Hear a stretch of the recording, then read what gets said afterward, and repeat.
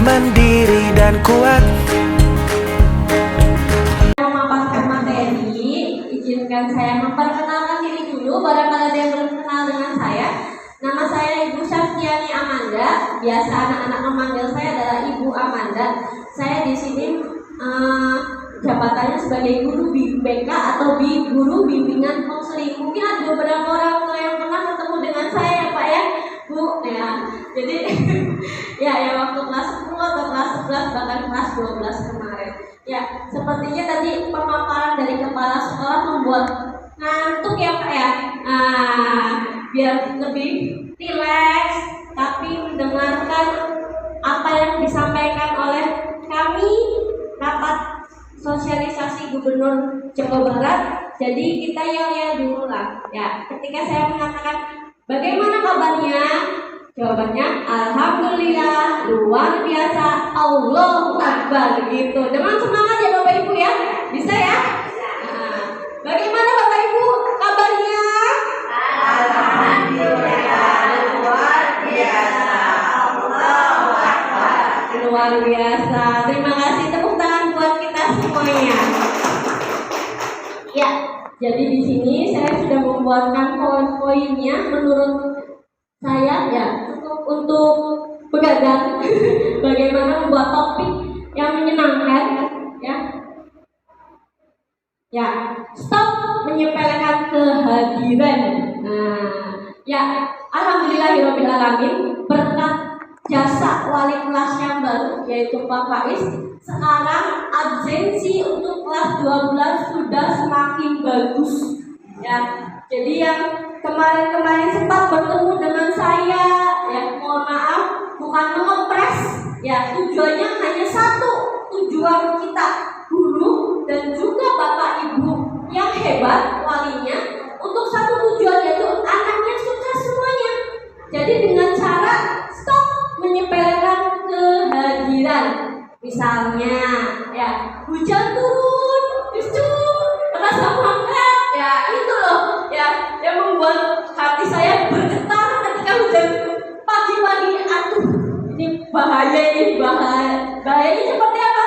Pasti ya kehadiran itu bermasalah. Seperti yang kemarin waktu hari Selasa minggu kemarin kalau tidak salah hujan, terbukti ya saya memegang 6 kelas untuk kelas 12 itu ada satu kelasnya 4 orang Pak Bu ya, dikalikan saja ya, 4 kalikan 6 langsung ya bisa dijadikan satu kelas 24 total yang tidak masuk pada saat hujan saja ya. Ketika ditanyakan besoknya kenapa nggak berangkat, ada yang ngomongnya bangunnya kesiangan, belum dicuci dan juga mager bu hujan ya. Di sini makanya Bapak Ibu yang hebat diundang ke sini untuk membantu kami yang ada di sekolah memotivasi anaknya agar didorong-dorong belajar. Kalau pakai dorongan pakai tangan tidak bisa, pakai tenaga dalam Pak Bu. Gitu ya, biar apa terdorong anaknya. Kenapa? Ini sudah kelas 12 ya, jadi jangan dimanja kayak anak TK, kayak anak SD. Beda dosisnya ya, ibaratnya kalau penyakit sudah kronis berarti dosisnya tinggi tidak Bapak Ibu? Tinggi. Biar apa? Biar sembuh. Sama halnya dengan kelas 12, biar disiplinnya terbentuk karakternya. Silakan Nek. Kasih sayang yang keliru ini loh ya, biar kita semua orang tua paham, bukan gagal paham ya. Jadi yang pertama adalah bangun kesiangan. Saya selalu menanyakan kehadiran anak yang tidak masuk kemarin misalnya ya, Tom, Cu, kenapa nggak masuk? Iya Bu, bangunnya kesiangan. Jadi pertanyaan timbul di benak saya apa Bu? Kamu tinggal dengan siapa? Iya nggak Pak Bu? Iya ya, sudah dibangunkan Bu, tapi saya tidur lagi. Wow, hebat sekali orang tua kalian ya, bisa eman bisa orang satu juga mani ya. Pentingnya sekolah apa? Harusnya Bapak Ibu yang di rumah menegaskan, mendisiplinkan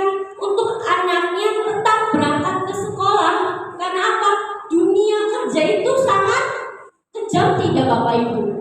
Nah, Bapak Ibu yang sudah bekerja misalnya, bapak-bapak lah yang sudah bekerja, ya, jadi punya atasan, benar tidak? Betul, ya. Yang wirausaha saya punya nelayan juga betul, ada tantangan dan hambatannya.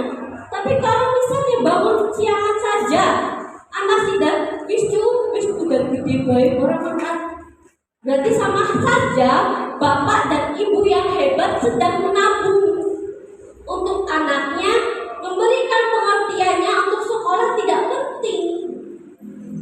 Ini adalah sekolah pembentukan karakter anak sehingga anak terbentuk mentalnya untuk menjadi kuat menghadapi tantangan. Betul tidak Bapak Ibu?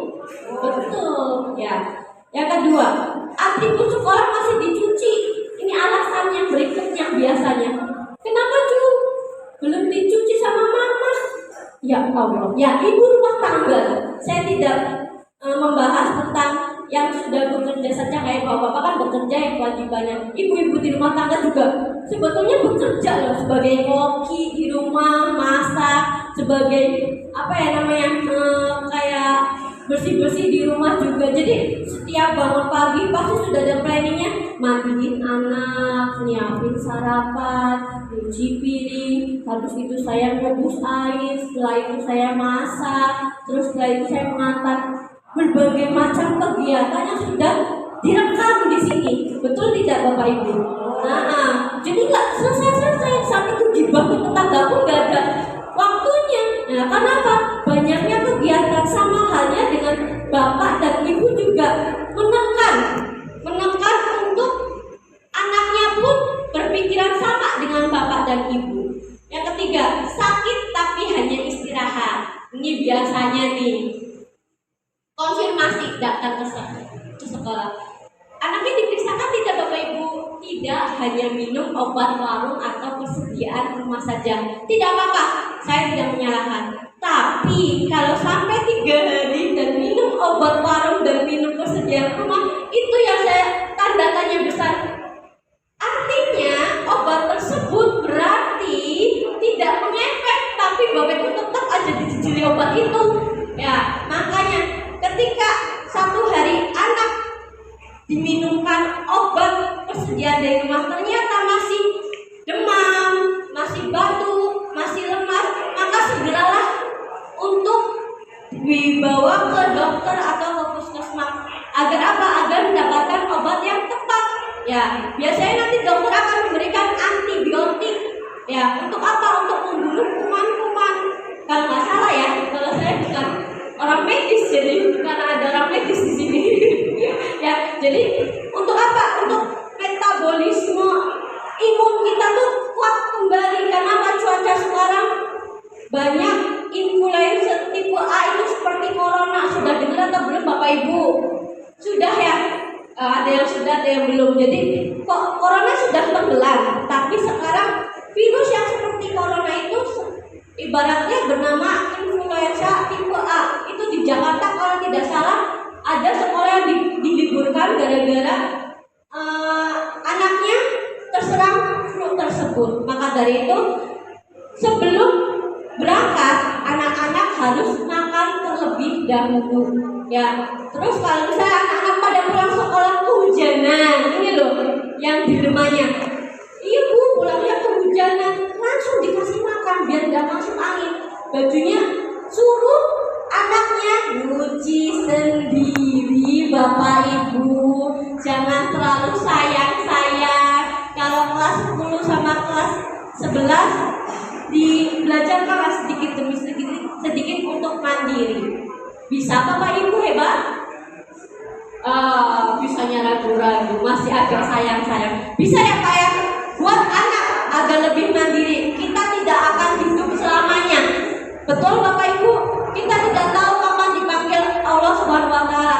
Maka dari itu kita siapkan mental anak agar kuat, agar kita berpikiran positif. Kalau anak sudah mandiri, sudah biasa terbentuk kepribadiannya. Lanjutnya, tujuan sekolah Bapak Ibu yang hebat, ya, Saya tahu, saya paham. Ya, Bapak Ibu tidak berpendidikan sampai dengan SMA. Tujuannya, kenapa anak disekolahkan? Karena untuk mendapatkan pekerjaan yang lebih dari Bapak Ibu, benar nggak? Benar. Biar tidak terlalu capek, betul tidak? Berangkatnya pakai sepatu, punya seragam juga, penghasilannya jutaan, itu yang diharapkan Bapak Ibu untuk bisa siap kerja. Artinya kita gerakan mental sekarang, pembentukannya di sekolah yang belajar untuk disiplin, di rumah pun sama. Ya, anaknya di rumah aja, Bu. Betul, anaknya di rumah saja, tapi bermain handphone.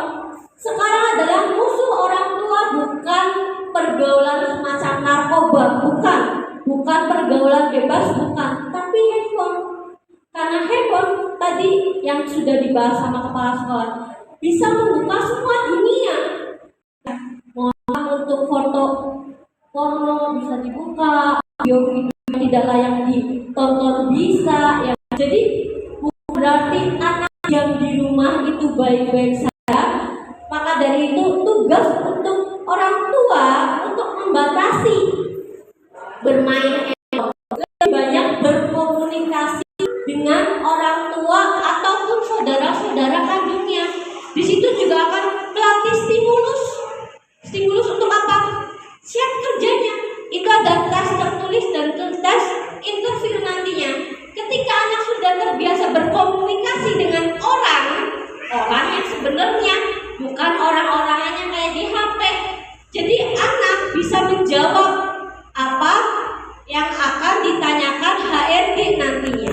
Ketika anak berkomunikasi dengan orang lain, anak akan bisa membaca karakter, mana yang pemarah, mana yang pemaaf, mana yang pendiam, akan menghadapi sesuatu yang kalau misalnya di pekerjaan kan kadang ada anak yang nurut, ada yang tidak, ya Bapak Ibu. Tetangga juga sama, ya. Ada yang kepo, ada yang tidak, ya. Begitu juga dengan anak, ya.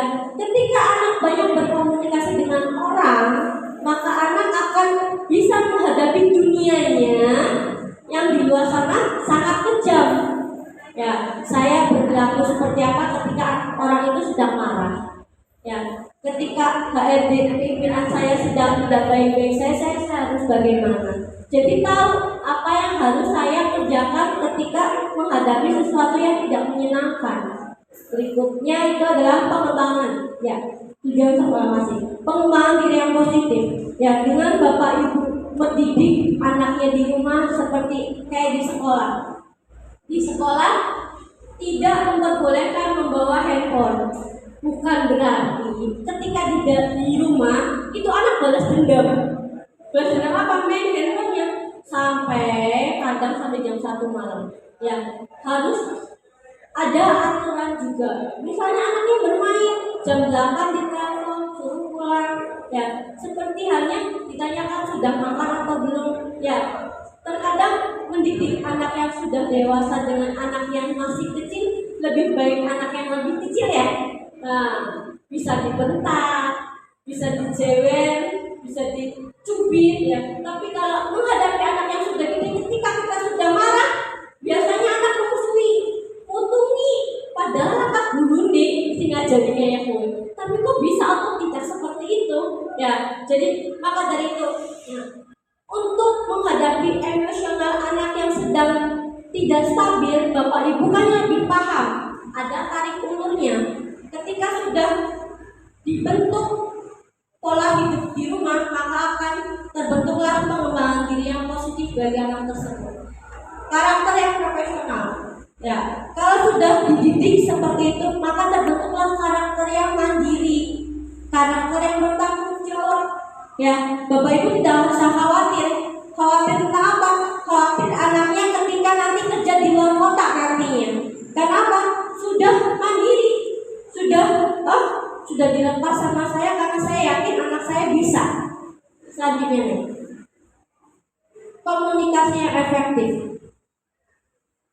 Saya kecil banget ya Bapak Ibu, saya ikutin soalnya. Kalau uang di sini kayaknya saya tahu uang berapa. Ya, oke. Meminta saran dan masukan.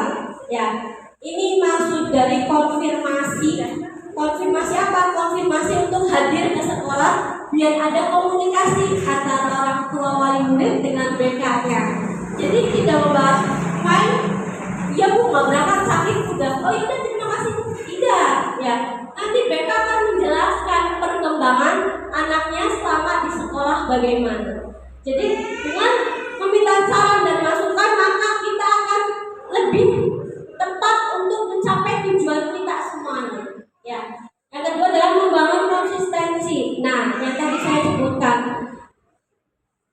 untuk membangun pribadi anak yang positif itu bukan kayak penyakit flu dan batuk ketika dikasih minum obat 3 hari sekali, terus dalam minum 3 hari terus sembuh. Tidak. Ini membutuhkan waktu yang sangat lama. Maka dari itu butuh konsisten. Ya. Main HP sampai jam 9, ditemokin kamarnya, ambil HP. Ya, perjalanan dari orangnya. Jadi anak akan dibiasakan minggu ibu. Nanti akan dan sudah kita. Ya. Soalnya apa? Ketika anak scroll, walaupun dikasih obat tidur, gak akan ngefek. Karena apa? Otaknya masih bekerja untuk melihat dan rasa penasarannya sangat tinggi. Ya, itu yang salah. Jadi jangan biarkan handphone itu ditekan anak terus. Menekankan tanggung jawab bersama. Nah, ketika sudah terbiasa terbentuk jam 9 jangan main handphone, maka anak akan bertanggung jawab pada dirinya sendiri. Ya, komunikasi itu penting dengan anak. Misalnya, bapak, ibu bekerja jawab untuk apa? Untuk memenuhi kebutuhan kalian, kebutuhan sekolah, kebutuhan makan, kebutuhan uang saku. Kewajiban kalian adalah sebagai pelajar berangkat. Ya, jadi ada tugasnya masing-masing dan sudah disediakan statusnya masing-masing. Lanjut nih. Ya, mungkin itu saja dari saya. Ya, dengan adanya rapat ini saya menginginkan untuk ada perbaikan atensi. Alhamdulillah sejauh ini sudah ada perbaikan, satu dua yang belum. Ya, jadi saya mohon untuk dukungannya terus dan tidak ada capeknya. Jangan ngomong bu saya mau menyerah, jangan. Ya, bapak ibu hanya mendidik satu anak, yaitu bapak dan ibu saya. Kita di sini ada 229. Maka dari itu saya butuh sekali dorongan dan motivasi bapak dan ibu untuk didorong anaknya untuk pentingnya sekolah, untuk bekal kalian bekerja. Bisa bapak ibu? Bisa. Oke, itu saja dari saya. Materinya nanti akan dilanjut oleh Pak Faiz. Terima kasih. Wassalamualaikum warahmatullahi wabarakatuh.